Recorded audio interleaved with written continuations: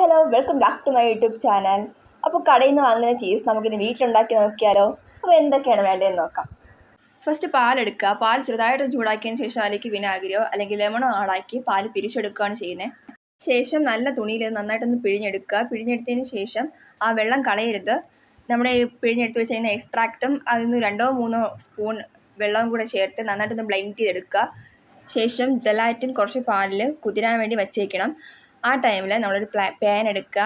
Pan എടുക്കുക. ആ പാനിലേക്ക് നമ്മൾ ബ്ലെൻഡ് ചെയ്ത് വച്ചേക്കുന്നതും ഈ ജെലാറ്റിൻ കുതിർന്നതും കുറച്ച് പാലും ബട്ടറും ഒരു പീസ് ബട്ടറും കൂടി ആഡാക്കിയിട്ട് ലോ ഫ്ലെയിമിൽ വെച്ച് നന്നായിട്ട് മിക്സ് ചെയ്യുക.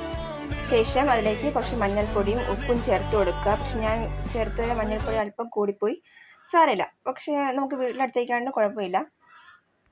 ഈ വീഡിയോ കണ്ട് ആരെങ്കിലും ട്രൈ ചെയ്ത് നോക്കുവാണെങ്കിൽ നിങ്ങൾ മഞ്ഞൾപ്പൊടി കുറച്ചാൽ മതി.